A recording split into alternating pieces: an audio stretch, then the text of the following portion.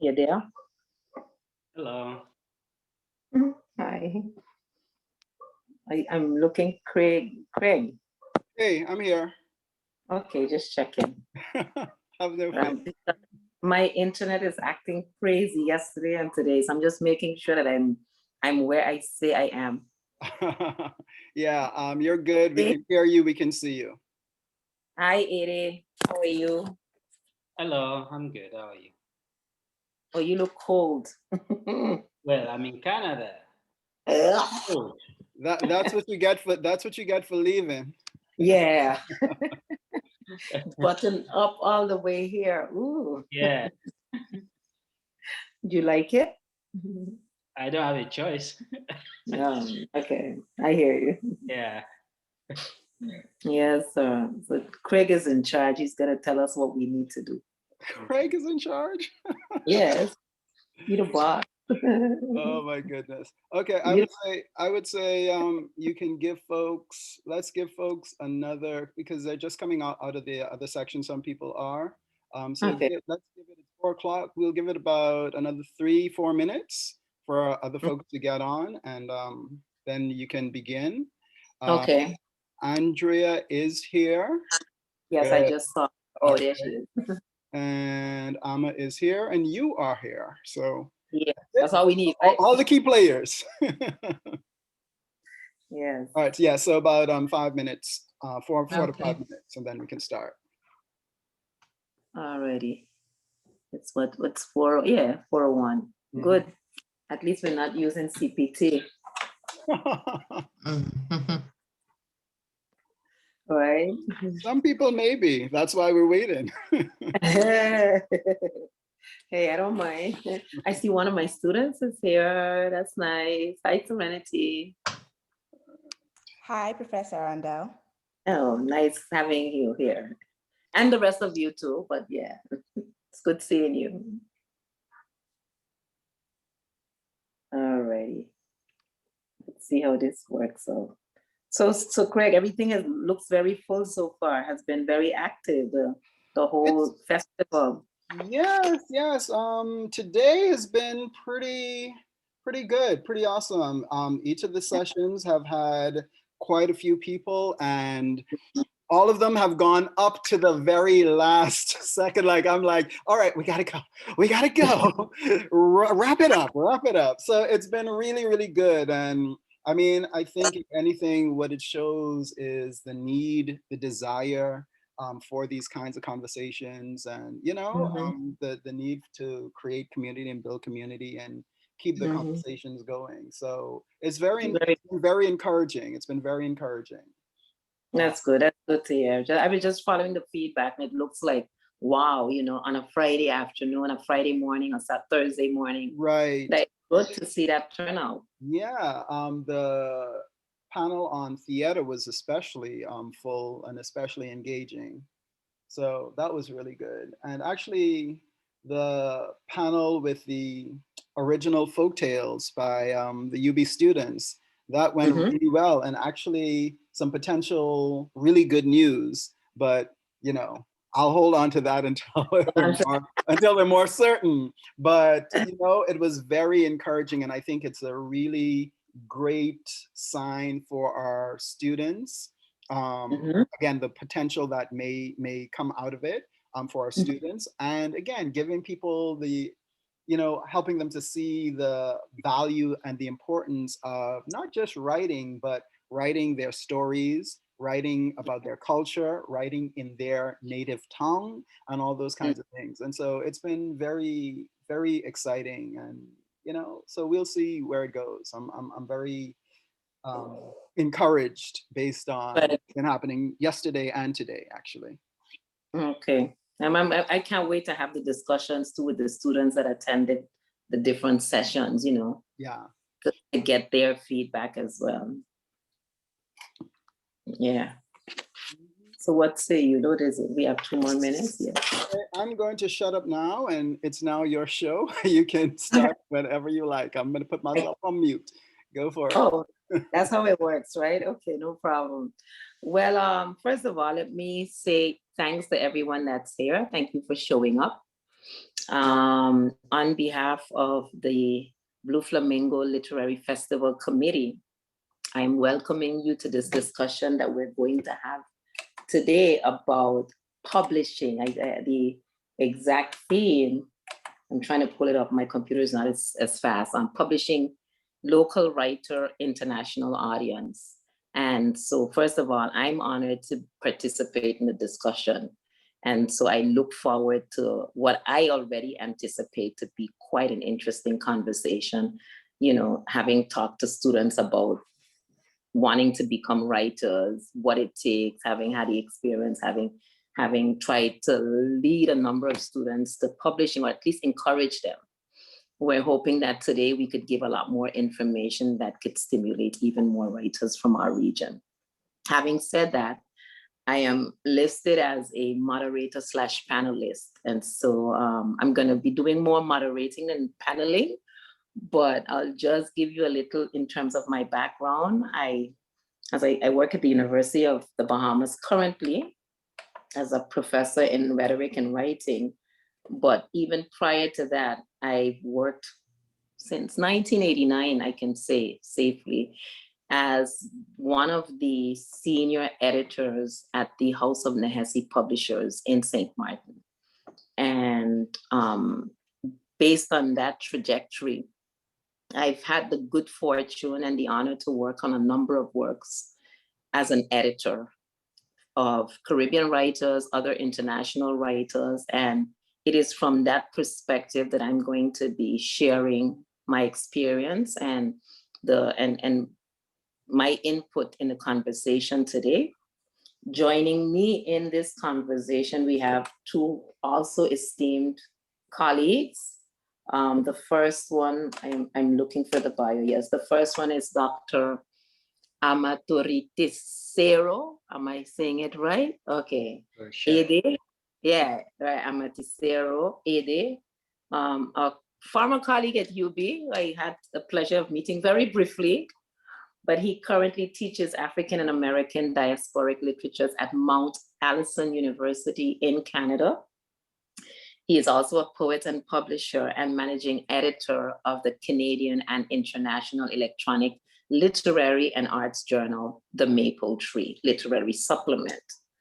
So that's a long one. So we're going to hear a lot about him and from him in a bit. And to round it off, the trio would be Dr. Andrea Nevins, who's a professor and interim dean of the Holmes College of Arts and Sciences at the Guy Harvey, I'm thinking it's Guy Harvey and not Guy Harvey, Oceanographic Research Center at Nova Southeastern University.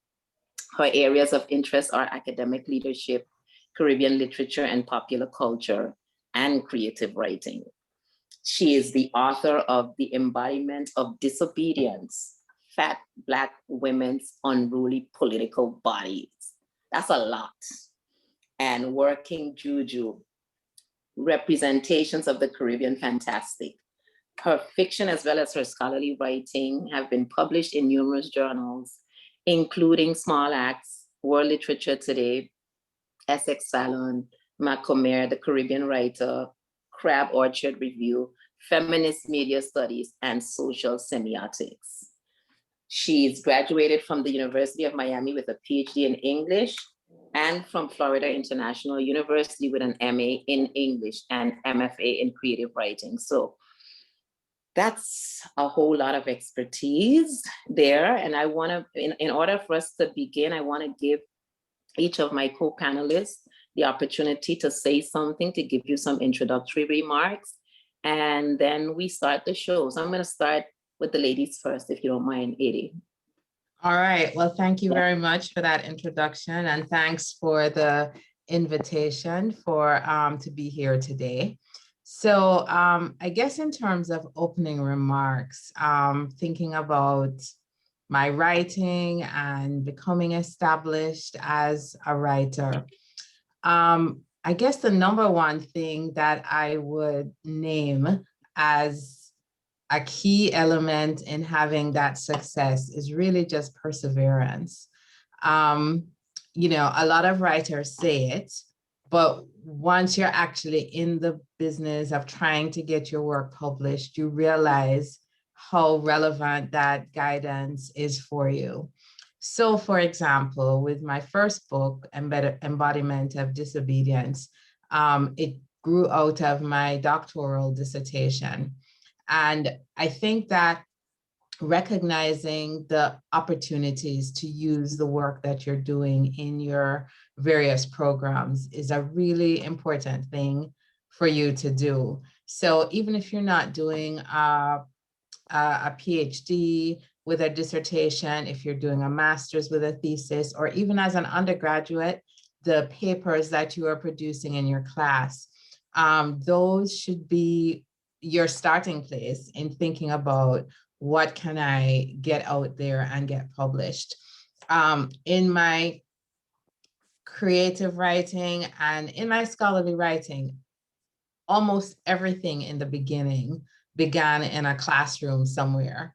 And the final form that it took when I published it may not have been exactly where it ended in the class. But, you know, think about all of the great feedback you're getting from your professors, like, you know, Professor Arundel. That feedback is helping you to shape your paper, to have it in many ways more ready for publication. And so it becomes almost a little bit of a waste of really valuable feedback. And if you're in a course that has peer editing, so your class gets together, you read each other's work and you give feedback, just because your peers are not faculty, don't underestimate the value of that feedback that you get from them. Because depending on the nature of your work, for many of us, we're aiming for a layperson audience. So you're not writing for necessarily another scholar. You're just writing for, you know, your mom or your brother. And so that feedback is really helpful.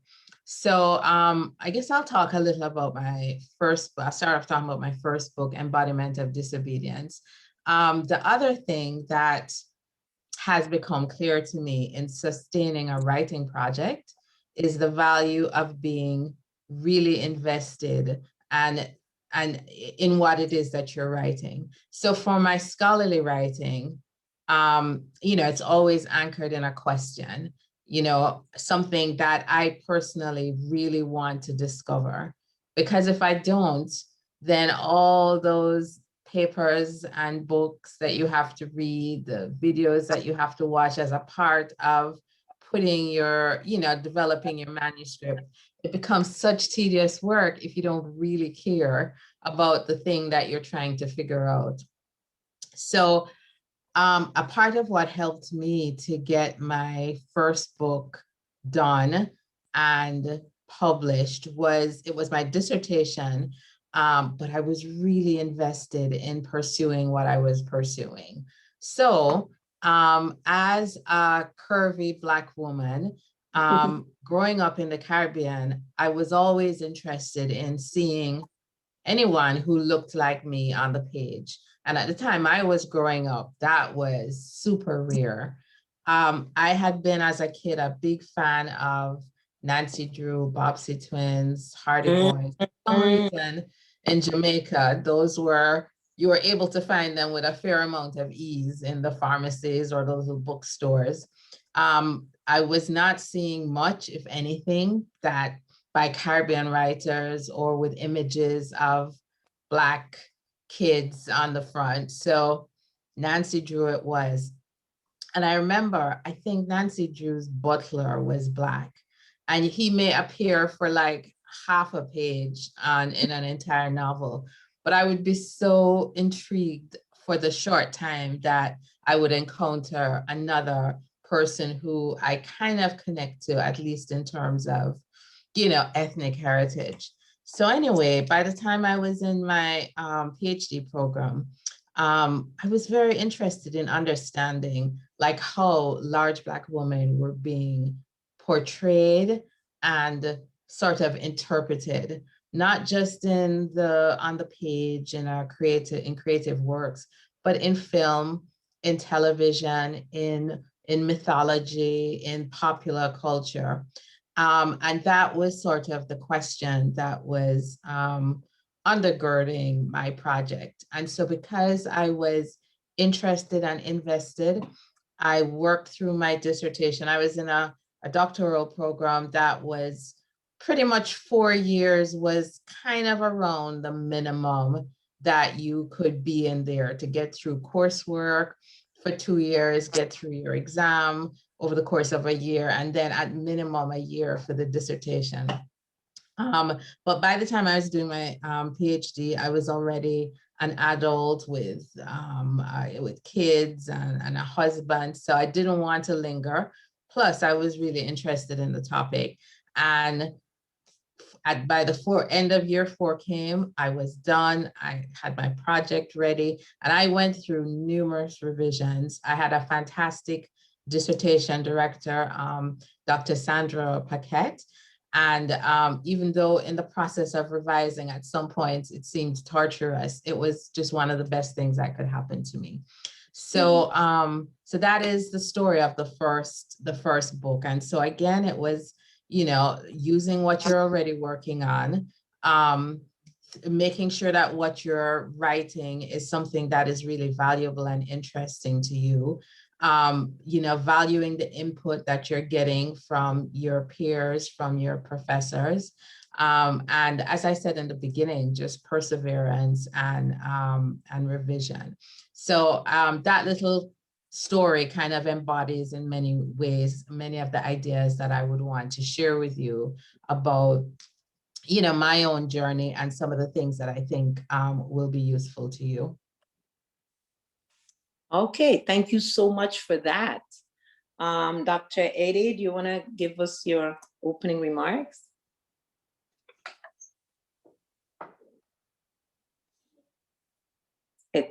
You have to unmute. Unmute. Somebody has to unmute. Can I unmute you? No, no, not. Yes. Okay. That's all right. Thanks for inviting me, and it's nice to see old faces once again, and to feel the warmth of Nassau from the cold New Brunswick here. So I'm going to just go straight to the topic, contextualize it from what perspective I'll be engaging the conversation. So local writer, international audience. So usually since national, I'm going to make it Caribbean specific now. Since national canons eventually gravitate towards a global canon, you know, the local writer's ultimate goal is to reach a global audience, right? So this means that local writers will naturally seek to position himself or herself or themselves within the field of global cultural production by seeking publishing outlets in the metropolis. So we can take the example of the Windrush generation in Caribbean writing. From the 50s into the 70s, people like George Lamin and so on actually stepped on the boat, the SS Windrush, because they wanted to go and write in England. And they've heard about this radio program, Caribbean Voices, where Caribbean authors were being, my writing they did locally was being sort of disseminated through Caribbean Voices on the BBC. So they actually then went there, and that's when Caribbean writing became part of the global canon with Selvon, you know, all those people during that period. So, however, these days, it's easy for the local writer to sort of reach out or get publishing outlets in the metropolis without necessarily having to fly over or take a boat because of it. This is a digital world now. So I am in digital publishing. The Maple Tree Literary Supplement is electronic, it's online, and this is one way in which local writers reach out to global audiences through electronic media and other networks. So I'll be interested in seeing beyond my own personal experience as a poet, as a writer, having, you know, published internationally from Nigeria since in 1987, my first international work was published by Heinemann in London in 87. So I'll be interested in seeing how local writers, say in the Caribbean, make this international connection to audiences, global audiences, and sometimes actually going, you have people in UK, for example, People Tree Press, actually been locating themselves there in the metropolis and connecting to local writers in the Caribbean. And then I'm also interested in the digital, of course, because I publish digitally. So these are some transnational networks that will be interesting to unpack in this conversation. Okay, good. Thank you for that. And moving forward, before we get to the questions, and I'm gonna see how that works. I'm not so sure yet, but what I also wanted to add from the perspective of House of Nehesi Publishers in St. Martin, that was one of the reasons that, I'm looking at what Dr. Nevin said as well, not seeing yourself not being represented or not seeing your image represented, and sometimes how you have to package your work in order to be accepted. And one of the concerns of a House of Nehesi, for example, has been to center it in the Caribbean, so that, first of all, in St. Martin, that was important in St. Martin, so that more St. Martin writers could have access. Because that's another thing. Today, it's the day of social media and internet, but in the earlier years of House of Nehesi is that our local writers, our people didn't have access or didn't see themselves of having access. And so what we have noticed in St. Martin is that with the appearance of House of Nehesi Publishers, that suddenly you have, a surge in writers.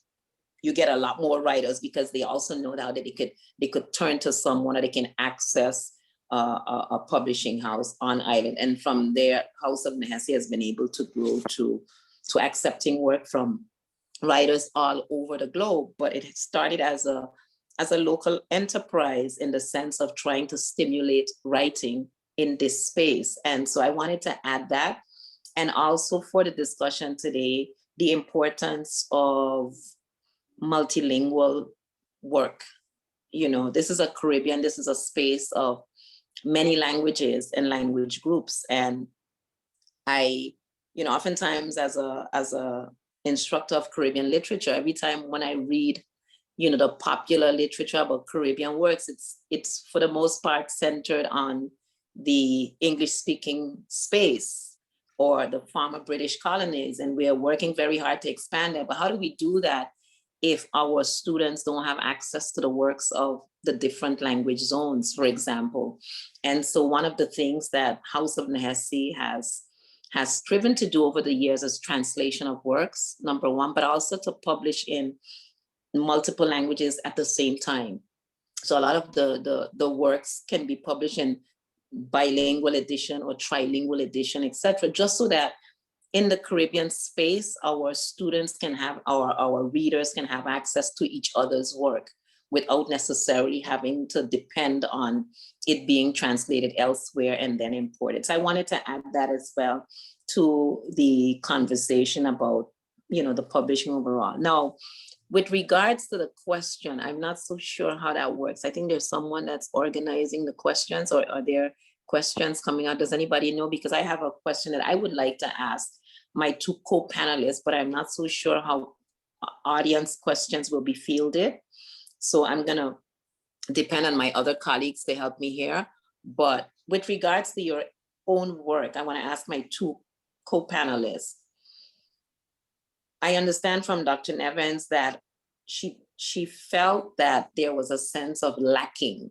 So I couldn't see myself represented in the works that I was familiar with growing up, etc. With your work now, do you have a particular audience that you think about, a particular demographic, or does it depend on work by work? Is it something you do generally, or does it depend on the individual work? I want to begin with Dr. Nevins, and I'll ask you, Dr. Adi, as well. So that's a great question. So because I'm working both in terms of in the creative world and also in terms of doing scholarly pieces, when I do the scholarly work, I'm thinking about an audience of people with an interest in Caribbean studies, Caribbean literature, Caribbean culture, that may be in the Caribbean, but may not necessarily be in the Caribbean. And they may be of Caribbean origin, but maybe not. They just have some kind of academic interest in that area. I think that when I write my creative pieces, I guess there's always the hope that like a very broad audience would be interested. But I think I certainly write thinking of my reader as Caribbean. Mhm. Yes. Oh, wow. Dr. Ade?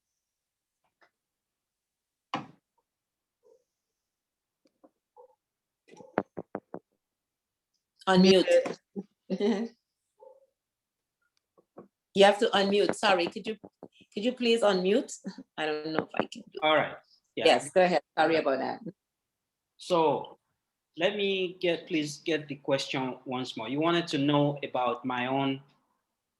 Your work, when you produce as a writer, are you thinking of a global audience, of a particular audience, or does it depend on the work itself?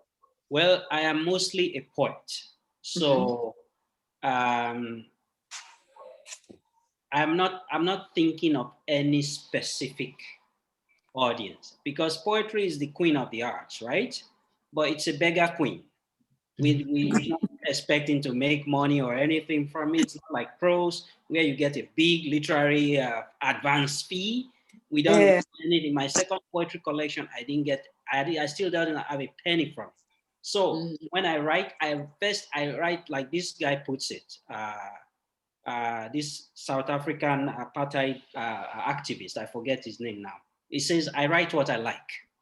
So that's what I do first. I write what I like. I mean, I write just based on my inspiration and intuitions, expecting that the writing will find its own audience, either locally or globally. But I must say that place of publication will affect who eventually gets to read the book. If I publish in Lagos, the circulation, it's limited. The second collection I published in New York. So that place of publication automatically insinuates the kind of audience it would have. So which means it will have a more global audience than if I were to publish it in Lagos. If you publish a book, say in Nassau, the reach might be a little bit limited, but you could put it on Amazon. It's a great thing we have electronic dissemination these days. Anybody can publish anywhere in the world, put it on Amazon, and people can order it from there. So this is why the question of audience doesn't only fall on the writer's intention, your intended audience. The people reading your work might not be the people you actually intended it for, because the technologies of production take over at some point and help to disseminate. So I'm not consciously thinking of a specific target audience when I write, because one, it's poetry, it's addressing a universal audience, anybody, anywhere who happens to come across the work through or maybe because of how and where it was published. My next collection of poetry will be published right here in Canada. So which means we have a Canadian audience. It might have a Nigerian audience as well, because my publisher is Nigerian. He has another branch in Nigeria where he releases the book here and publishes also in Nigeria. So my audience as a poet, usually it's global. Okay, thank you so much for that. I want to remind our audience that you may also post questions, and I would prefer if you can raise your hand if you have a question. I'm trying to monitor the screens as well, but also if you don't feel so comfortable sharing the mic, maybe you want to pose your question in the chat, and I will do my best to see if I can monitor that as well. But I want to engage the audience. We welcome your participation, discussion, and your questions in particular. So please feel free to add your question or raise your hand so that I can see you, that I can ask the question. And while we're waiting on your questions as well, I'm gonna go over to ask another question of my own.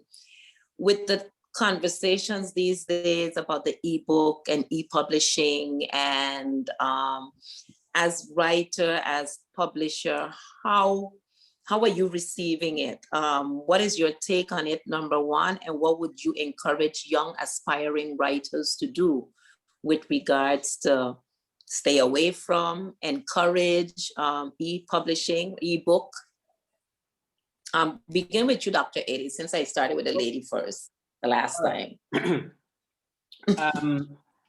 I think electronic publishing is a blessing, and it democratizes the publishing process.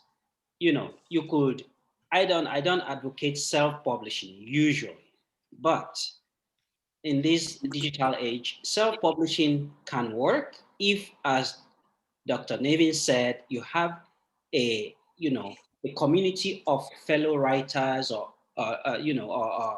um, uh, mentors who can help you with the production process, give you feedback. You could actually self-publish, which again I say I do not advise it if you're going to if you're going to short circuit the peer review process. But if you do have a peer review process, you can publish, self-publish, put it on Amazon, and that sort of you bypass the publisher, the usual, that edifice. So electronic publishing is democratizing, and it enables the young writer to actually have more access to publishing platforms, which usually sometimes publishing is a cliquish kind of arrangement. And sometimes it takes a long time before people can break in, And added to that is the fact that if you're a prose writer, any of these students in the audience, if you write short stories and you're not sure yet, the electronic platform enables you to test your work. You send it out to literary journals, Wasafiri in the UK, Maple Tree Literary Supplement, Granta, you send it to, you identify journals that are open to Caribbean voices. In fact, there are journals like, for poetry, there's this one. I don't know, you mentioned it. It's in the US. There are special, they have this Cave Canem thing, and they have some publications around there. So you, as a young writer, you can send your material to these journals, and by the time you see your name in print, it gives you more energy. It encourages you. You know that it's gone through a peer review process, and then it encourages you to write more. And then at some point, you can then have a collection published. And having a digital footprint shows the book publisher that you are tested. Other peers, other people in the literary community, global literary community, consider your work good enough to appear digitally in print, in digital, then you get the book published. So I see the electronic format as a great blessing. When I got to Canada, I saw that the publishing industry was so closed that I decided, you know what? There are immigrants here who come from other places like myself who will not be published because, one, the literary circle does not know you, and you are new, you don't know people. I decided, I'll just start a literary journal. That's how I started Maple Tree Literary Supplement.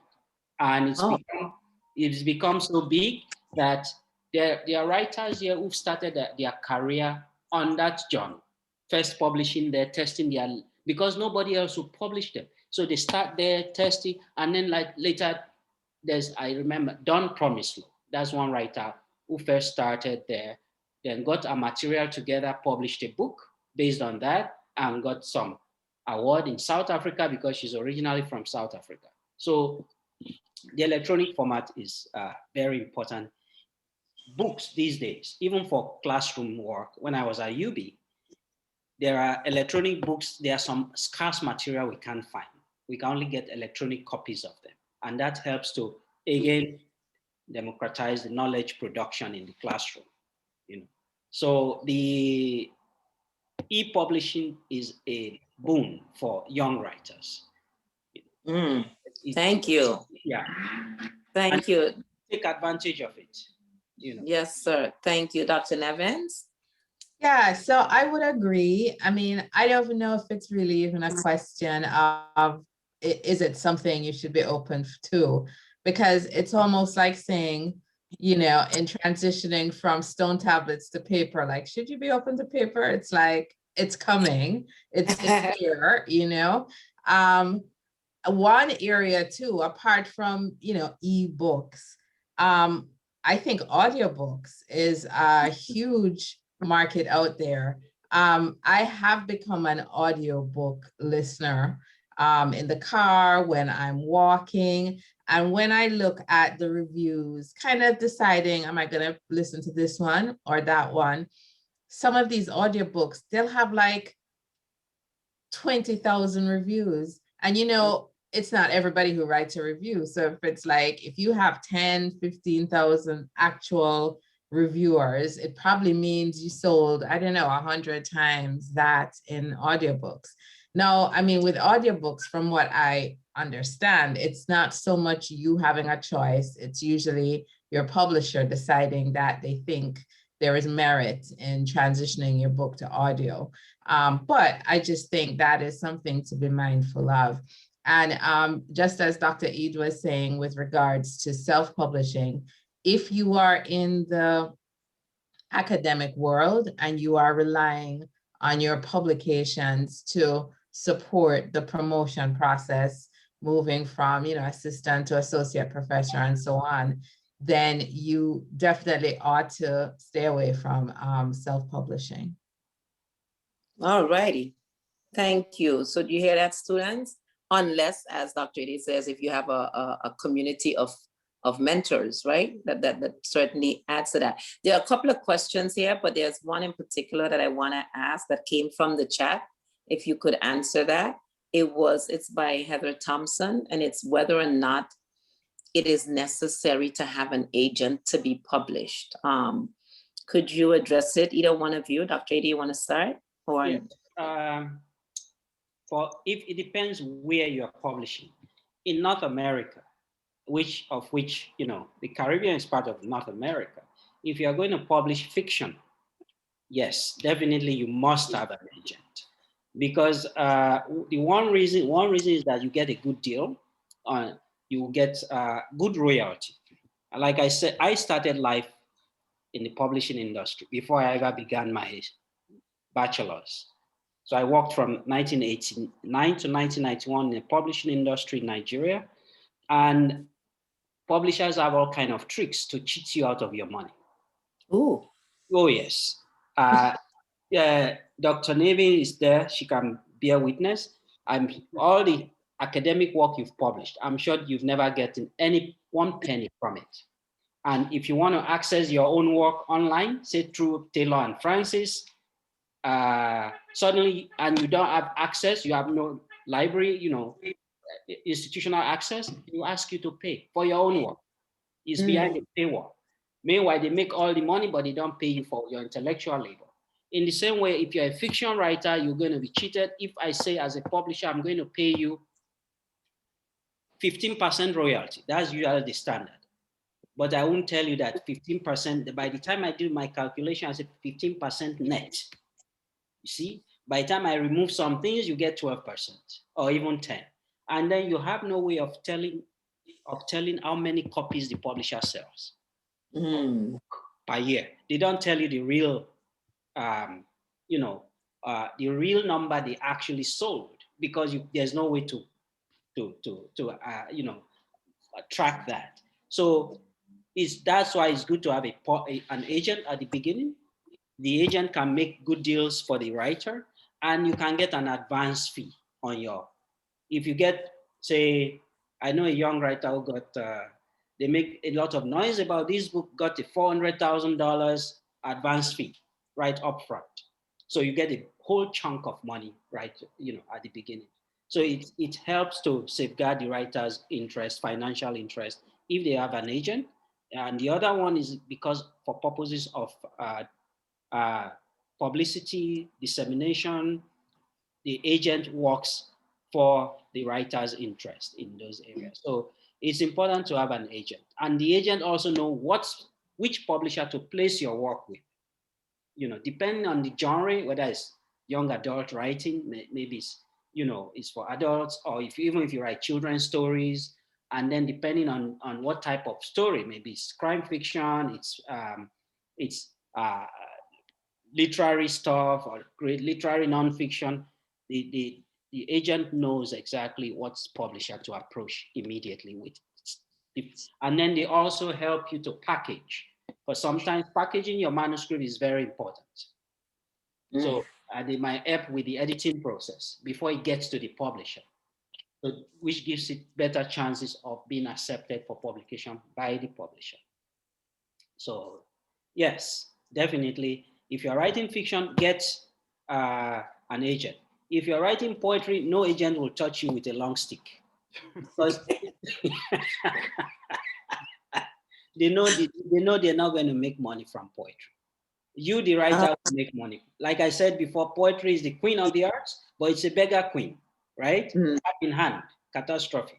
So if you're writing poetry, you have to approach the publisher yourself, but indirectly. First, you start publishing in journals. You publish maybe in a newspaper, maybe on online. These days, online is popular. You know, there are a lot of, you have lots of literary journals out there. And then you send things out there, and after a while, you gather them together, and this digital footprint or all the previous publications will show the poetry publisher that you have been adjudged as good enough by a global community of literary people, of peers, who feel that your work is worthy of being published. Therefore, they will now do your book. And they will give you a contract, but don't expect money. If it's poetry, they will, you know, my publisher told me, I said, where's my royalty? They said, oh, we only, the profit we made was just enough to to cover the cost. And that was it. Since 2009, I didn't ask them anymore. But I know it's useless. No point. Okay. All right. Dr. Nevin, anything you want to add to that? Yeah, so I would say certainly in the realm of academic publishing, it's rare that you are able to live off of an income from an academic publication and not have to be doing anything else. As Dr. Idra was saying, it's possible you'll publish something and you may not have any kind of income, at least for a while. You know, for me, it took a while, but I do know, you know, get small, and when I say small, I mean small amounts here and there based on ongoing sales of my books.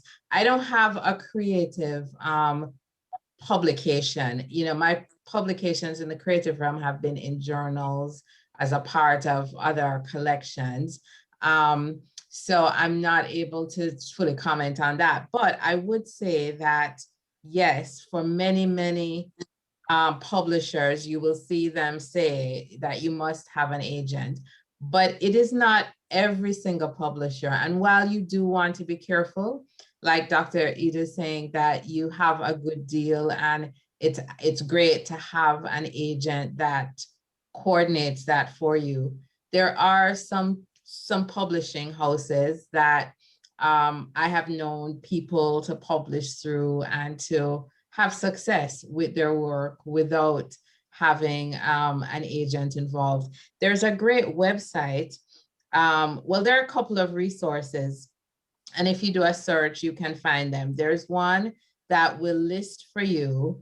I think it's called Editors and Predators, and it helps you to identify like proper agents. And if you register with that database, you can go in and, you know, this is for creative work, and you can say, okay, it's young adult fiction that's, you know, sci-fi, or it's, you know, this kind of thing. And it will help you in identifying agents who are open to accepting work, because there's some agents who may at a certain point not be looking for clients and not be open to clients. So that has been a helpful thing.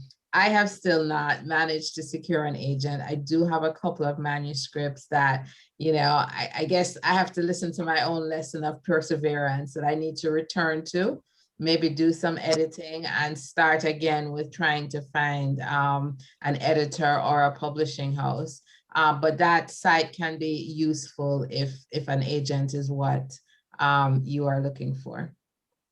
Okay, there's a question for Dr. Eddie, but I also want to chime in here on behalf of House of Nehesi Publishers that you can contact us directly. Where I'm gonna find a link to put up before we leave here. But House of Nehesi Publishers on the internet, just send an email, and usually there are a number of packages that you as a writer that you can discuss with the publishers and the different people that you will meet along the process in terms of how to get started, that they don't require that you have an agent. So that's something also to put out there.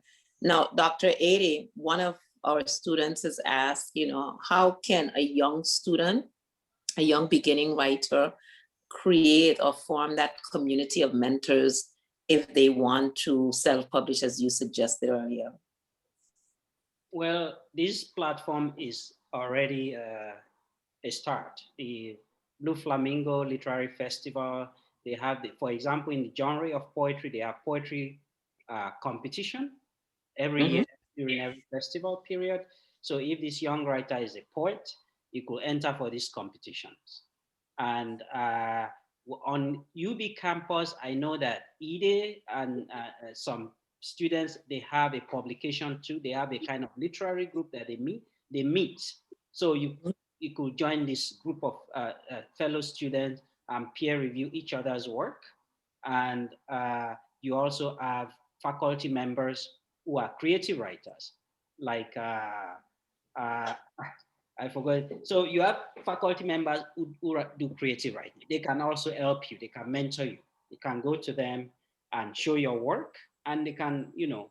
So once you have that kind of community peer review, so to speak, you can then begin to go further away from the immediate community.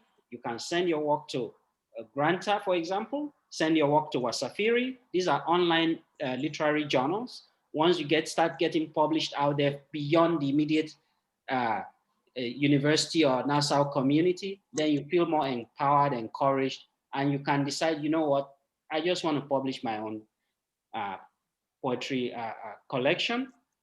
There are some book publishers that you could approach, but you have to be careful because some just print for you and they don't do anything else after the printing. They expect you to distribute, to disseminate the books.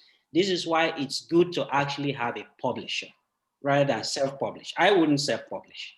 I was talking of Dr. Helberg, Dustin Helberg. Yes, Dustin, right. So students can approach him for support or, you know, mentorship. And it's always better to approach a professional publisher. By the time you've been mentored locally, and then you're moving towards the global audience by publishing in international journals, print and online as well, and you have a track record of having published certain number of poems or even short stories, you can now gather them together and approach publishers who are partial to Caribbean writing. Because the publisher you approach also have their own agenda, their own, you know, intentions, their own, just as a writer might have a target audience, the publisher also has a target writer class that they address. So that's an alternative to the self-publishing, which sometimes is called, in a derogatively referred to as vanity publishing, right? But these days, more and more, I think I'm not saying this is the greatest example. 50 Shades of Grey was published as self-publishing online in a kind of serialized. And then a publisher then jumped on it, gathered it, and it became, it exploded. So it's possible.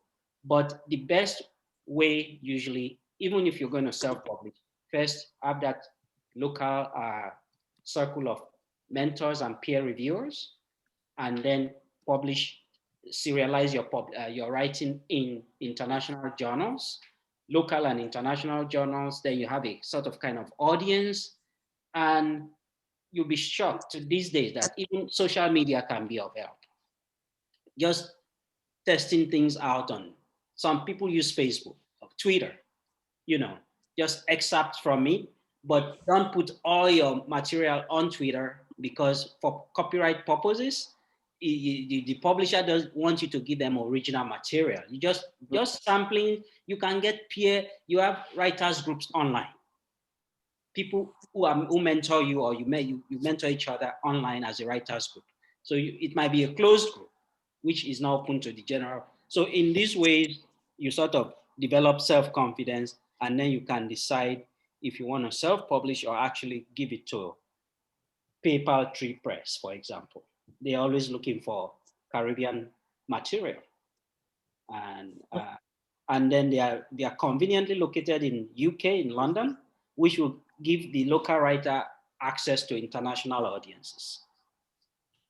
Yeah, because you kind of answered my second question, but I'm gonna redirect part of it now to Dr. Nevins, because Dr. Nevins mentioned earlier that she started originally with her dissertation, her doctorate dissertation, and one of the recommendations to young writers is start with what you have, right? The work that you're currently doing.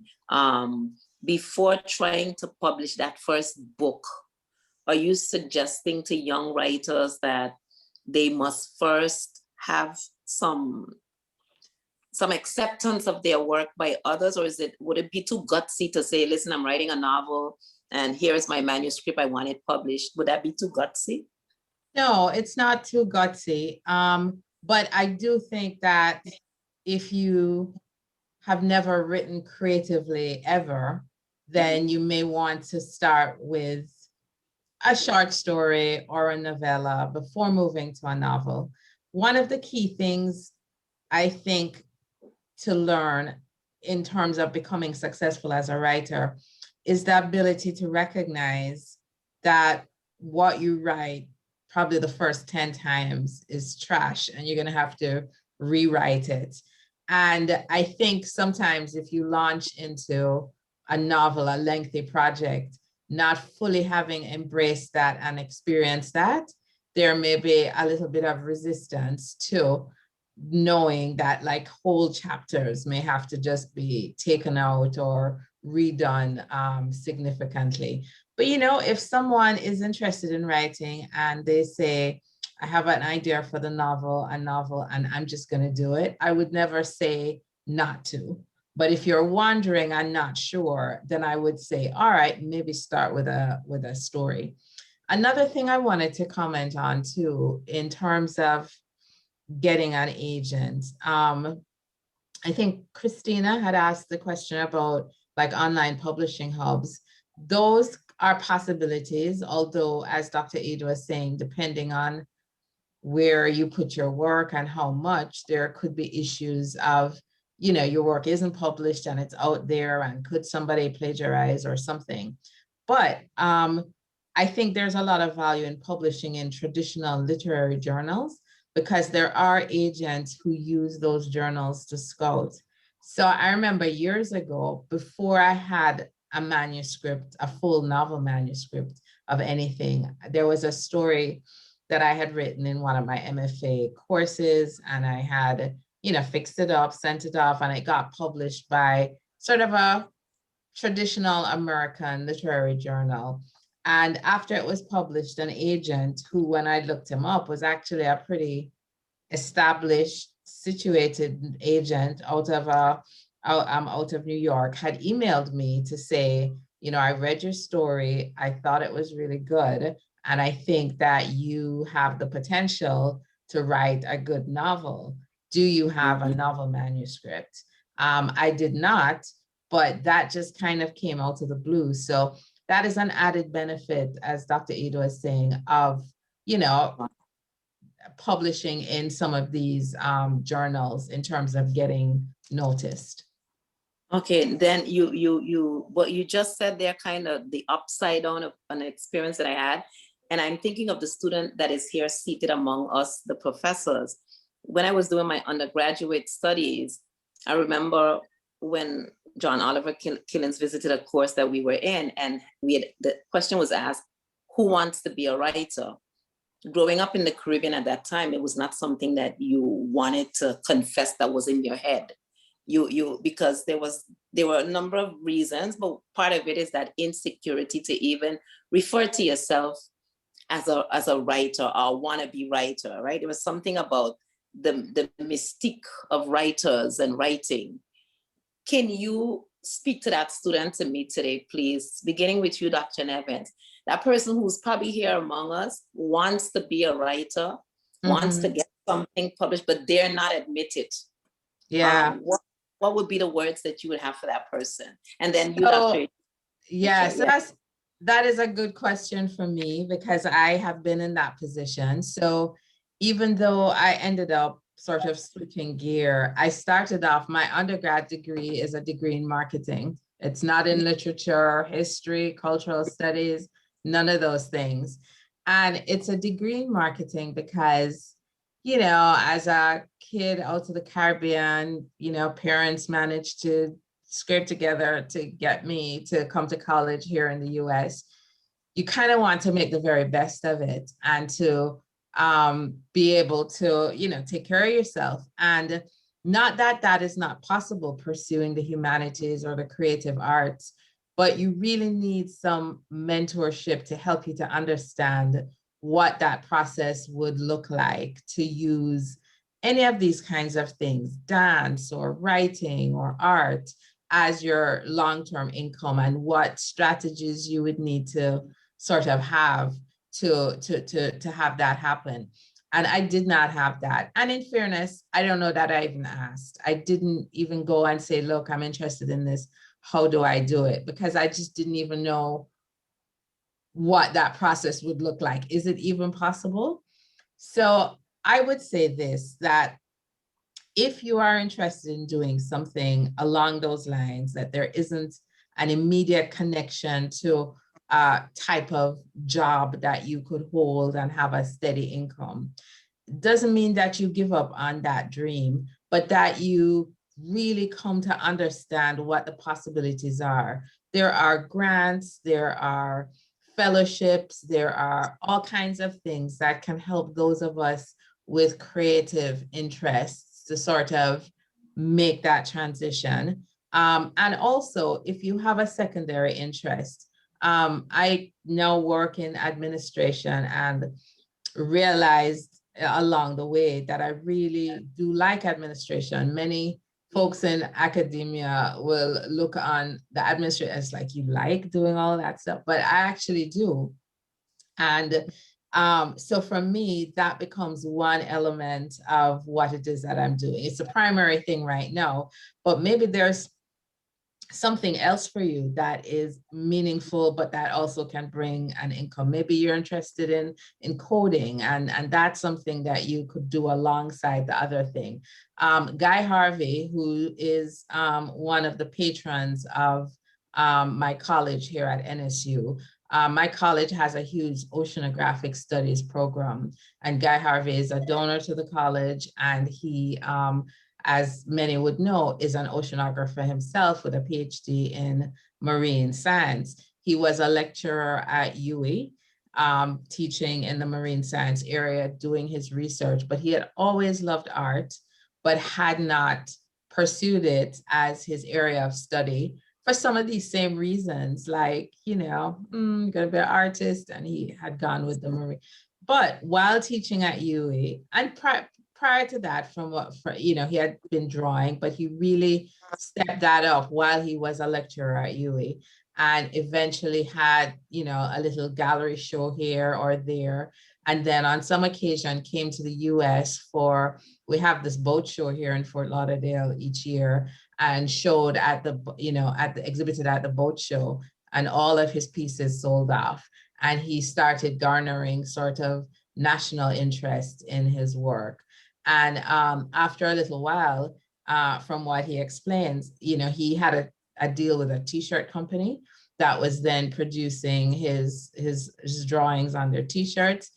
And after a few years, he said what he was making from the art was more than what he was making at UA as a lecturer, and he eventually transitioned. So I think we have to think in those terms, you know, when we have those kinds of creative interests, but don't give up on it at all. It's definitely possible. Okay. Oh, thank you. Dr. Ade, with regards to publishing, or even that student that's saying, I want to be a writer, but I can't really admit that yet. That's a natural process. It took me many years before I could call myself a poet. I thought it was just a bit what's the word for it? Self-indulgent. So I'm a poet. I had already published, I think, the book. I had at my university where I did my undergrad, we have a literary group, and we met every Thursday called the Thursday People. So we critiqued each other a lot. That's what I was telling the students in the audience. You have to have that group. There's the Tamarind group, or rather, that they have this group on campus you have to join. All of these peer review processes are sharing your work with each other, critiquing it openly without, you know, feeling bad, just being open to criticism. All of this help to build the self-confidence up to a point where you'll be able to say, I want to be a writer, or even to begin to think of yourself as an aspiring writer.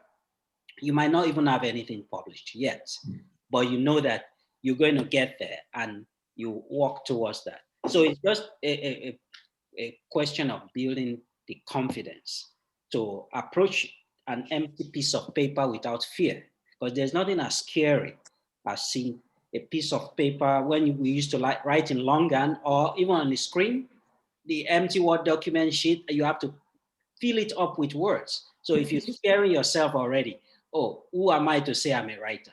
So you have to build that confidence through peer support and mentorship. And yes, that's the only way to do it. And then especially be open to rejections, as Dr.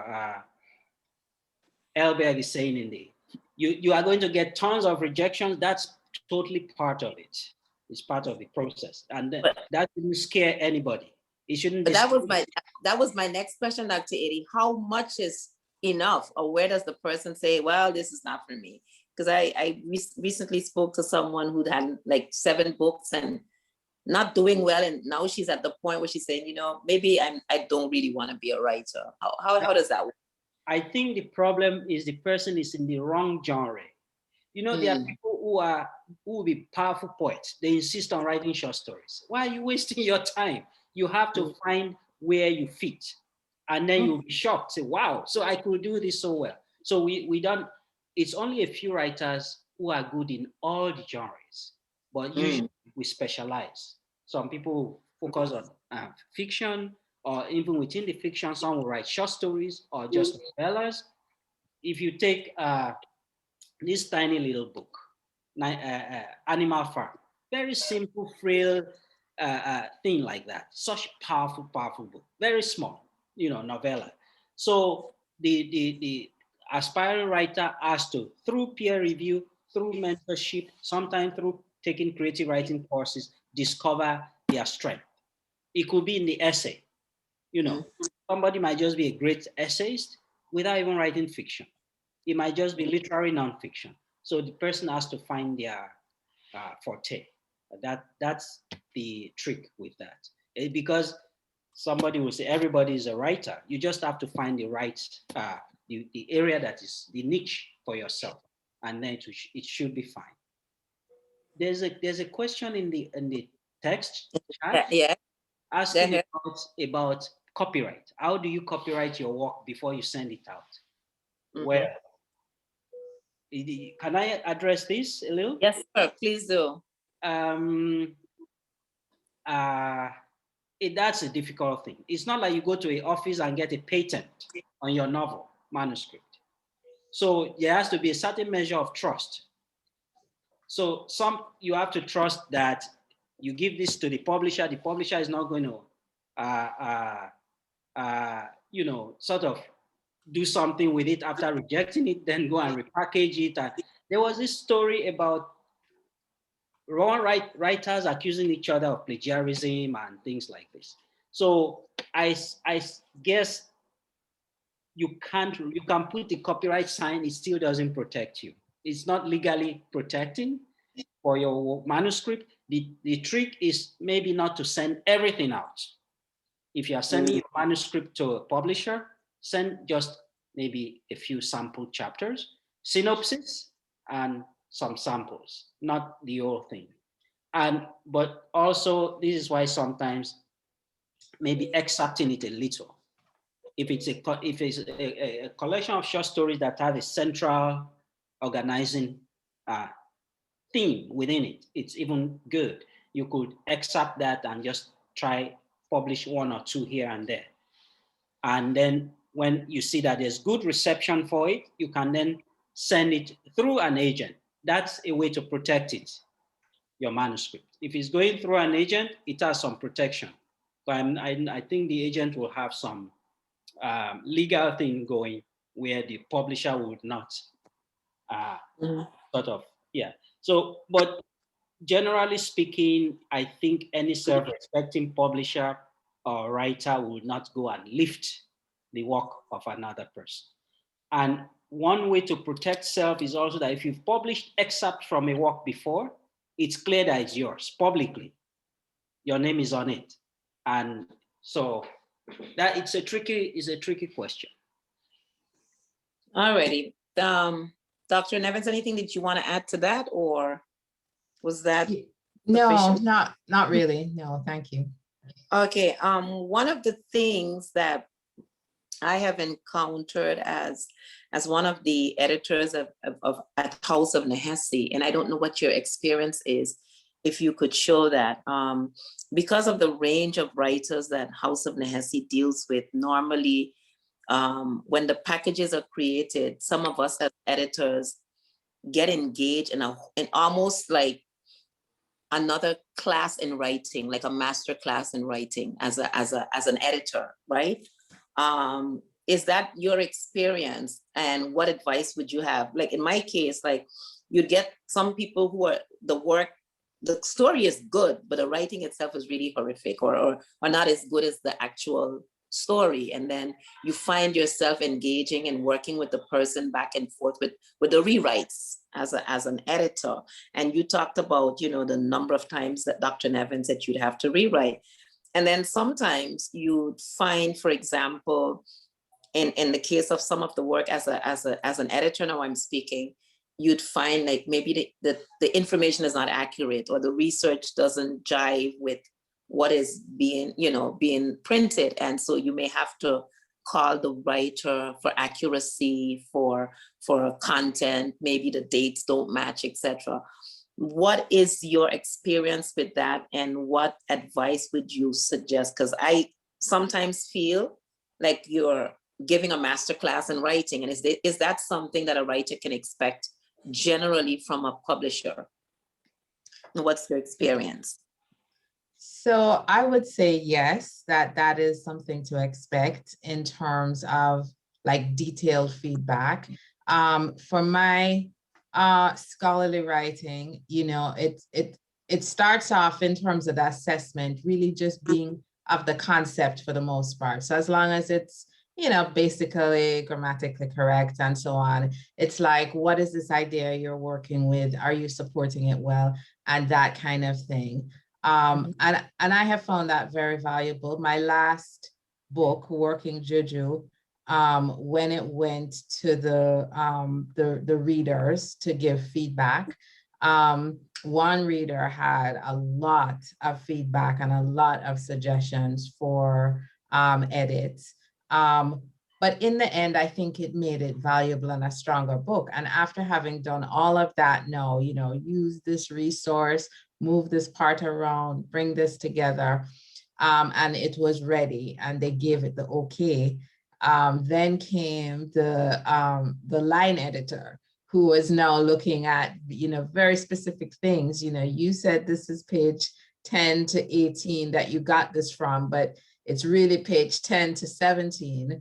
So, I mean, to make those people's lives a little easier, it's good to try and be as correct as possible. But I do think that the whole publishing process is, as you describe it really well, Dr. Arundel, a bit of a class. It's sort of like a one-on-one tutoring, initially with the agent, then with the readers, then with, the editors as they're going through the final manuscript. Thank you. Good. While I have you, and I'm going to look at the questions, I got to tell you, when I saw your title of your book, Working Jujus, I said, I want the opportunity to ask you, and while we're waiting for the other question, I want to ask you, what exactly is that? Because I'm from St. Martin. I live in St. Martin, and it is only until I got to the Bahamas did I hear the term juju. And it's only because I walked up to the tree and there were two gentlemen there, and I said, what do you call this? And so I'm curious about your title of that work. Yeah, so the text itself is looking, I mean, the longer description is that it's exploring the Caribbean fantastic, which is a really broad umbrella. It's looking at what some may think of as, sorcery, or some may think of as mythology, just a range of ways that different folks will approach the fantastic. But in the end, sort of the book kind of makes the argument that there is a way that this fantastical characteristic that has become associated with the Caribbean, usually in a derogatory way, actually plays out as in many instances as a way that we, and that representation of us, actually does a bit of working juju and does not necessarily have the impact that the derogatory framing of that behavior has in the Western sort of cultural imagination. So I thought naming the book that, which sort of, reflects this idea of maybe, being mystical and being able to do a bit of magic, was appropriate based on just sort of the thesis of the project. Thank you. What was it, Maylin? Am I saying it correctly? Do you want to go ahead with your question, please? Maylin Seymour Major, could you unmute yourself and share your question?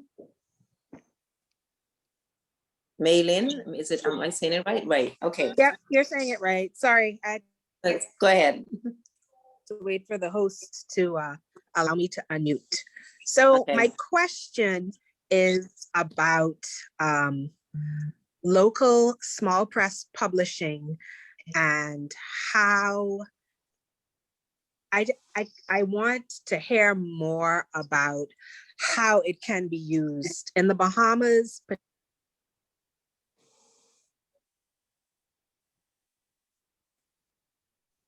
I miss, are we, is it just me or is it? Particularly, Could you repeat?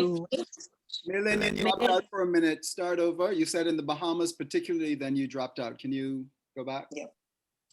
Oh, okay. In the Bahamas, particularly, a lot of our stories have survived, of course, through the oral tradition, but also through self-publishing and using local small presses. So I guess I'm interested in hearing more about how we can utilize smaller independent presses and local press. Even if it is just to get you started, it really helps to create and continues to create community here in the Bahamas. So I wanted to hear a bit more about that.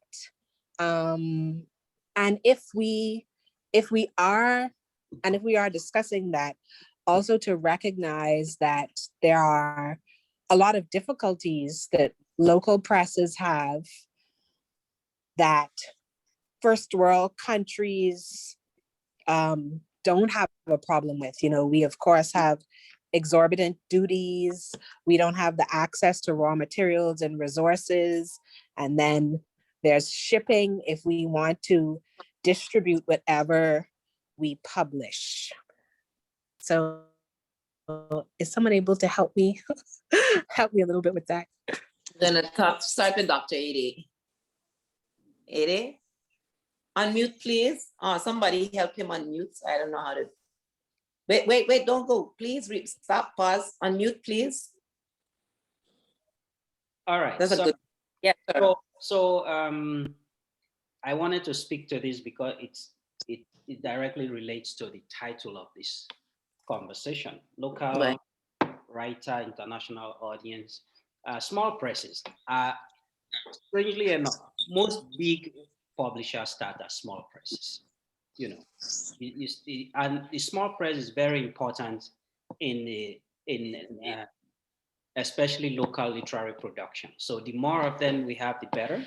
There will be challenges of dissemination, how to distribute the works. But if you have a small press in this digital age, you have to think outside the box. You publish something in Nassau, go online to Amazon, put the book on Amazon. It's already available to the global public. And then all you have to then do is lots of publicity for the book.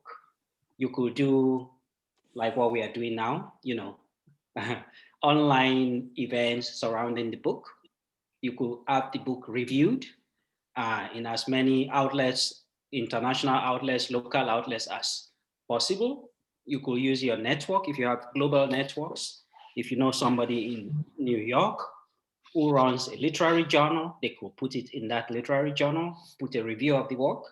So these are the ways I think small presses can be imaginative in how they produce and then disseminate the work that is being produced. So even if it's a physical book, there's a way you can get it across to the international public through digital platforms like Amazon. So I have a question then, and forgive my ignorance. So I know of two small presses in the Bahamas that deal with literary works. One is Poinciana Paper Press.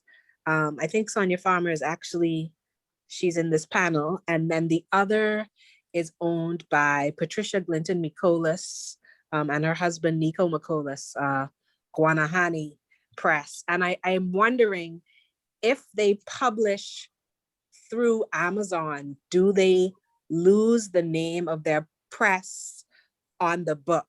Because while that may help with international distribution, I guess, doesn't that kill the local small press? No, it doesn't. Okay. There's Amazon has its own publishing section. I'm not saying they should publish with Amazon. They publish their own imprint locally with their name on the book in the prelims, and Amazon simply distribute the book. Okay, got it. Okay, I understand now. Amazon becomes the global bookseller. Yeah, I wanna add to that too, as my book was published by House of Nayasi here, and one of the perks in the package, I guess, was Amazon, SPDL, and a few others where my book was distributed to, and that was just done by the publisher. So that's an option, you know, that can be done. Okay, thanks. No problem. Is there another question, Craig? You said you were helping me out with a question. Did I miss anything? I don't think we've missed any so far. Okay. We talked a little bit. I heard that, you know, Eddie in particular mentioned, and then a lot of publicity.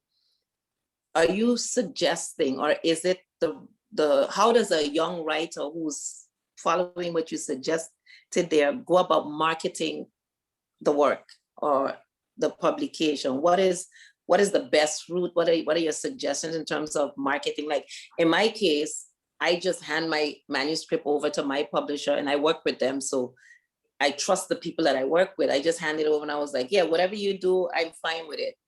And I was surprised in terms of even up to today, the feedback. How does a young writer, an aspiring writer, go about the marketing aspect of the work? Is this directed at me? Yes, you first and then Dr. Nevin. I'm going to try to mix up the girl and the guy All right. in between. Yeah. Well, marketing, it's always good if there's a middleman who helps with marketing. If the division of labor, you are not the writer, and as well you are the publicist, you are the marketer, although again the writer can take the routes suggested. Even if you are just one single person, you can still place your work on Amazon. So it's out there. But I think for a writer who self-publishes and wants to market, one way will be, before ever publishing that book, publish excerpts. If it's a collection of poetry, already have some published in some journals, like I've mentioned before, Wasafiri being one of them, Granta in the UK being one. There are some outlets in in the US. There are lots of online journals there, even in Canada, around North America and Europe.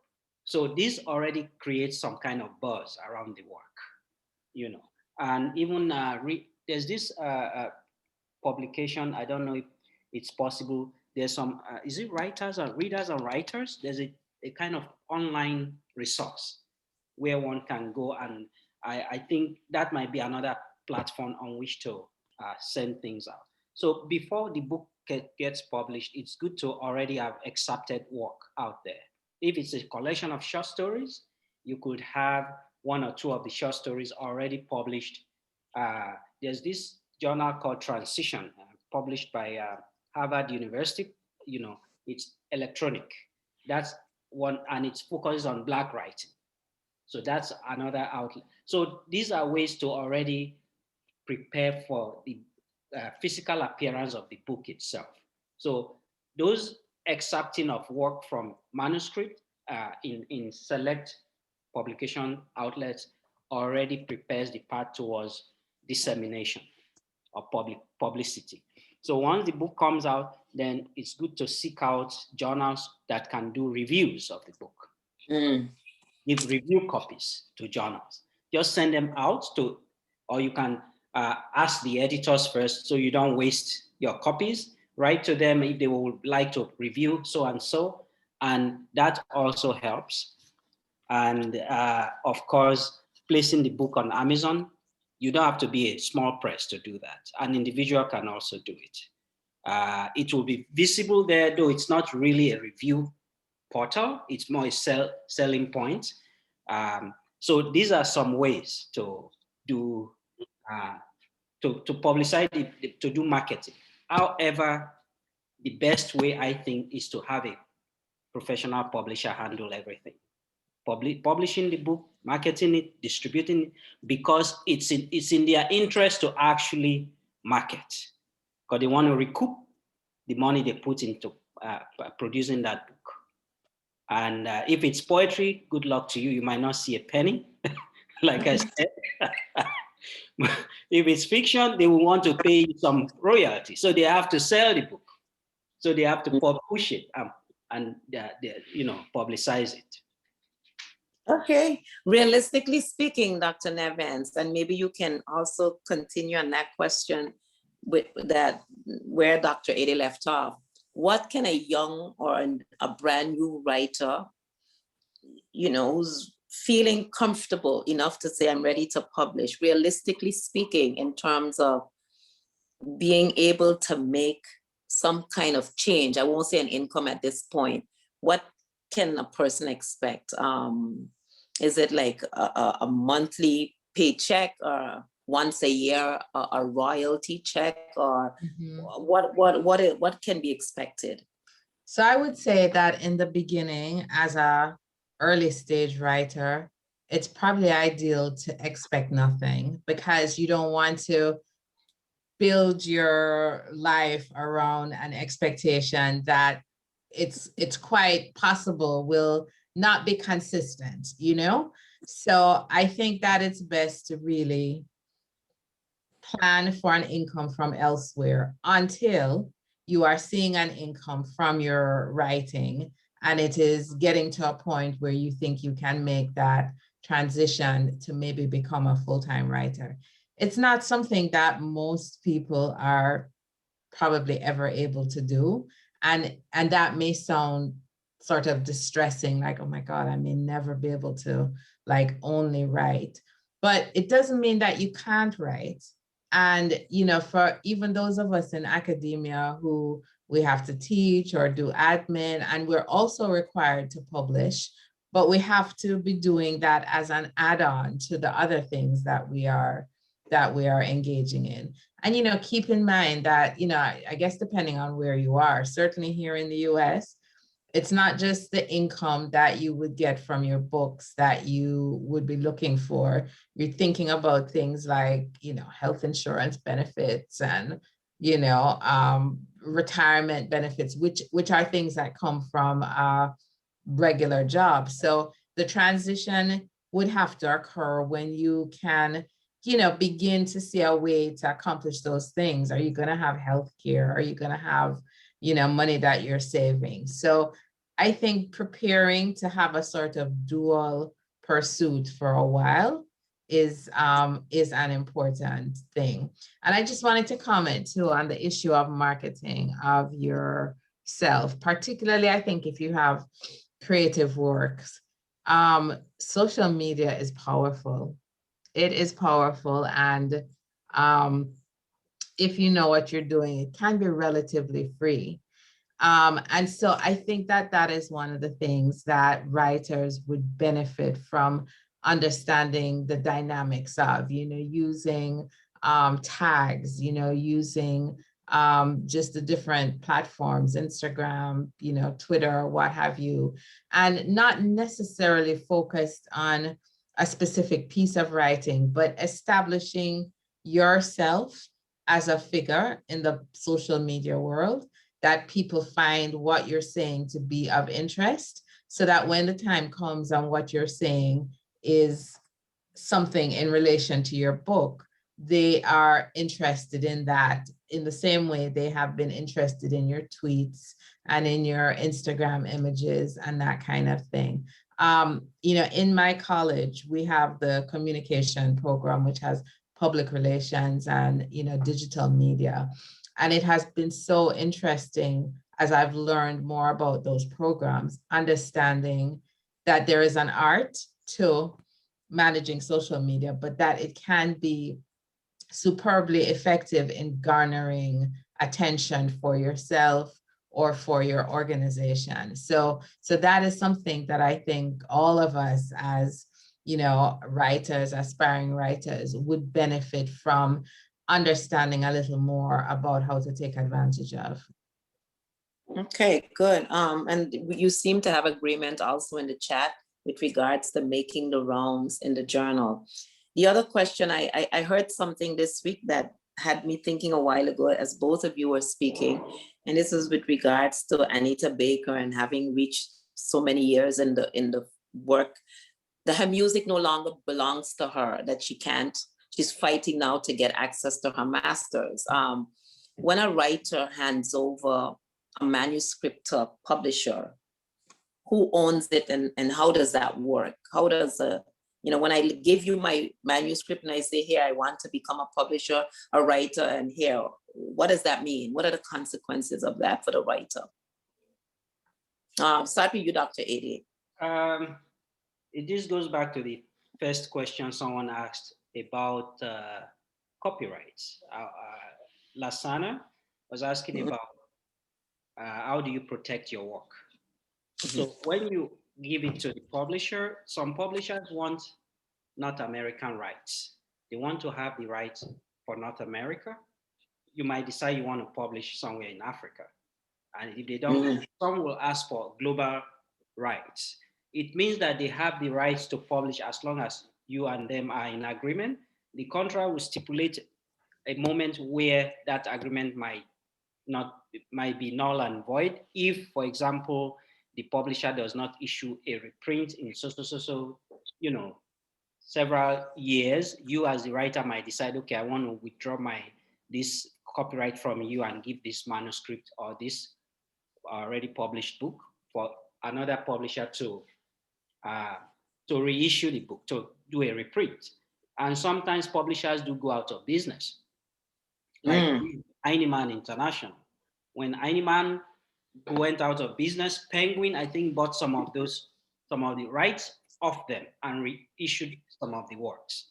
So basically, when the writer gives copyright to the publisher, it doesn't mean that the writer has totally lost control over the work. It just means the publisher is loaning something from the writer as long as they give the writer some royalty. So it's based on, okay, we publish your work for so many, for as long as we are in business, and for as long as we keep bringing it out, and we pay you so much money, so many percentage of royalty from sales every year. So because writers, especially young writers, they sometimes think if the publisher has copyright, then they lost control completely over the work. No, I don't think that's not the case. However, I will say if you're going to sign a contract, I suggest you have a copyright lawyer look at your contract, because like I said, publishers, when I worked in the industry, we have all kind of tricks we play. Just, like talking about small print, you signed something and you did not see the small print, and later on they say, oh, sorry, you have. It's like this music, music publishing, where for example, say Bob Dylan, all of his master tapes, his work, if he's not careful, he could lose all of that. So you have to look at the contract, but the writer still owns his material as long as the agreement with the publisher becomes dissolved. Copyright reverts back to the writer. So it's not like the publisher owns it forever. But it's good to look at the contract very closely. But before I stop, I forgot to mention, social media is great, Dr. Nevins. That's great for promotion, but also literary prizes. I forgot to mention literary prizes. So young writers should enter for literary prizes, because once there's a literary prize, all these newspaper outlets, your name just blow up out there, and any other thing, if you cough, then it will be public, Yeah. Dr. Nevins, did you want to say? I would just add that in relation to, just copywriting and being careful about who you share your work with. There are presses. It seems that many, I don't know if I would describe them as a press, but publishers, many of them international, who, if you maybe go to a conference and present or something, I somehow they're, seeing this information of who's presenting where, or if your dissertation is published, they're getting that information about thesis projects and dissertations when they are filed, and they will reach out to you, and it will seem like it's a regular publisher. They're reaching out saying, oh, such and such a project. It could be your novel manuscript for your MFA, or your project for your thesis. And initially, especially if you have not really been published much before, it seems really appealing and it looks sort of official. And I'm not saying that there would never be a time that someone may reach out to you with interest in publishing your work, but it is really rare. And especially if you are an up and coming writer who has never published. So you want to be really careful about taking your project and sending it off to these folks who email saying, oh, we're doing, so-and-so, we'd love to publish your work. it often is not what it appears to be. All righty, thank you. I had wanted to say something on the marketing aspect of it, and I see Dr. Ede is, telling the poets, well, you got to do this thing for the love, I don't expect to make any money, and it's probably true because I've not had that experience. But what I want to say though, in terms of an experience that we had here at House of Nehesi with two poets, both females. But I think part of it too is their character, maybe their charisma too within the community. I don't know if that plays a role, but it was something that we'd not seen before. Whereas these two poets, first time publishing, one an elderly and the other one a very young woman recently, first time ever publishing, and it was a book of poetry. And in both cases, they were sold out within months. That reprints were ordered. And I think it may have had a lot to do with the character of the persons, but also the way they publish size, right? Marketing, you mentioned the marketing, their personality and the things they would do in their endearment, the communities and that whole relationship that they had with the community may have been part of it. But as young writers, you might also want to think about that in terms of how you yourself sell yourself. And I think Dr. Nevins kind of mentioned that earlier. Yes, Dr. Ede? I'm so happy that there were poets who could live off their work, but it's like winning the lottery, right? Right. Those are exceptions. Yes. I started out, I wanted to be a writer, a poet, nothing else. Yeah. Then I realized, okay, poetry can't put food on the table. So I kept on studying. I started studying and kept on studying and kept on studying. And suddenly I realized I've been railroaded away from the writing to scholarship. So then I sort of managed somehow to keep, but I don't depend on the poetry anymore for as sustenance. It's good. Yeah. It's like if Bob, who is it? Is it Bob Dylan, or there's a Jamaican poet whose poetry sells out, but based on something else. I think he's a novelist. He's Kwame Dawes' colleague and friend. I forget his name. So that happens sometimes. Sometimes you might be a novelist because your novels are big. Your point will begin to sell. Yeah. But these are different scenarios. Let's say Salman Rushdie writes a book of poem right now, it will sell out. Yeah. Yes. So one has to balance things carefully and not. Then I don't want you to start blaming Dr. Arindel for say where she said that poetry could sell out. yeah, I got you. Yes, so one has to be realistic. I'm looking at the time and I'm being told that we may need to start. I just want to do a little recap before we leave here, and this is especially for the students. But also for our audience that may not have been here with us from the very beginning. Some of the things that we talked about, Dr. Nevins opened up telling us, three very important pieces in terms of nuggets that stayed with me. Number one was, be committed to what you do. I think that was like the first or the second piece, but it was like, wow, commitment very early on. But also committed, invested in what you do, and that you work with what you have, work with where you are, where you're writing already, be bold enough to share it. Dr. Ede encouraged us to find a community of mentors, right? Where we can share, and that is, you don't have to pay for this, right?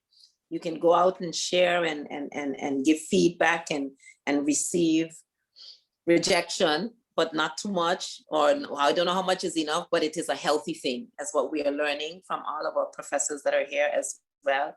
But the importance also to have representation, or have your voice and your image there, so that especially the younger ones coming, the aspiring writers, can see something like the work that Dr. Nevins just mentioned. But today you have a lot more of that out there, that's out there in social media land and other places. But Dr. Ede reminded us that place of publication plays a role, sometimes in terms of how your work gets read, gets distributed. But that also is something to consider as you're looking at publishing your work. Where will you publish? I know once in a conversation with Ian Randall out of Jamaica, hearing him speak of how challenging it was to be a local publisher, but we understand in the Caribbean how important an Ian Randall is for us in terms of access to material that is about us, that looks like us, and that represents us, but also to have the global reach as well. What else did we learn this evening? The question on electronic publishing, that it's a good thing, though we don't necessarily advocate self-publishing, again, unless you can find your community of mentors according to Dr. Ede.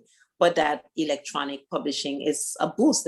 What did you say, Dr. Ede? It helps to democratize. Yes, it democratizes publishing, yeah. The whole publishing experience, and the importance of looking at a contract and getting a contract, looked at in terms of the legalese of it. What do you get to give away and what do you get to keep when you're considering publishing your work? Am I leaving out anything that we touched on that is something that's important for our audience to remember in parting? Dr. Nevins, is there anything that you want to add that I may have missed that we should be mindful of? So I guess the only thing that I would add is that despite us giving all of these cautions and suggestions, I'm really a believer, maybe in working juju, in the way that we can create realities for ourselves that nobody else can see. And I don't want these suggestions to discourage the pursuit of that if somewhere you feel this is a thing for me to do, even though all of what you're hearing is saying, oh, maybe you need to do this, maybe you just don't know. I mean, this is a magical world where every day something is happening that we never thought was possible. So here we are, Yes, thank you so much, Dr. Ede. You're welcome. Is there anything you wanted to add, that is something important for us to consider before we leave, that we didn't touch on today? I was actually going to say that academic writing and creative writing are a bit different in the sense that the academic writing is only, well, if you're an academic, and most of our students here right now, not everybody is going to end up doing a PhD or going to do the master's. Some people might do a MF creative writing course and decide to just go on and write, and that that has to be kept in mind, that there's this separate, separate boxes, the academic and then the creative, and one wouldn't be able to, like, I don't think you could write academic work and not teach, and just, unless you are Foucault, Michel Foucault, or Jacques Derrida. You decide, yes. So it's usually tied to teaching in the academy and having to do a PhD. Yeah. Okay. Last question I want to ask, and this is like, I imagine now that the student has engaged a publisher and the relationship is going okay. Can you end your agreement with your publisher, and would you advise that? Or if you do, when would that be advisable? Can I touch on that? Yes, sir, please. It's usually when the publisher lay their hand on the manuscript and the book is selling, they will not want to give up copyright. So before you sign the contract, you might decide to make some qualify whatever is in there to say, in certain circumstances, this contract becomes null and void if you do not publish, when the first edition is out of print and you refuse, or you do not issue it for the next 1 year, then I can take back my copyright. So it should be in the contract already. Otherwise, they might hold on to it. Yeah. Okay, good. Dr. Nevins, anything that you'd add here? No, nothing. Just dream big. Thank you. Well, ladies and gents, I'm being told that we need to wrap up. And having said that, I want to thank number one, my co-panelists for being here and sharing this with our audience. But more importantly, I want to thank the professors and the students who showed up and put out, in terms of questions and engagement in the chat as well. On behalf of the Blue Flamingo Literary Festival, I want to thank you all for participating in this. We know it's just, the beginning. I think it's the first real, truly virtual panel discussion by the Blue Flamingo Literary on this topic at least. And we expect to see more of these in the future and to have you back again. Again, thank you for being here. On that note, I'm seeing, yes, people are saying they like the Before they panel. leave, Craig, yes, Craig, you do your thing. Yes, you're the boss, remember? So I just want to thank you, Dr. Arundel, for Thank you. job moderating. And for folks who are interested in viewing this panel or one of the other panels, we are working on our YouTube account, but you can follow us on our Facebook account, Blue Flamingo Literary Festival on Facebook, or you can follow us on Instagram, Blue Flamingo Literary Festival, or you can send us an email at blueflamingoliteraryfestival@gmail.com if you need to get any information from us.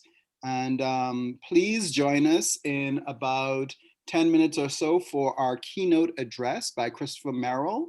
And that will be the very last event for our 2 days of events. And for those of you who've stayed the course, who've been here all day, thank you so much. We wouldn't be, you are why we're doing this. And so it's really great to see so many of you here.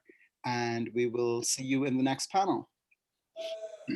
Yes, thank you. Oh yes, there's some good stuff in the chat as well. Contacts, and especially of the local publishers. Right. Thank you. Bye. Thank you. Bye. Nice meeting everybody. Bye. Good evening.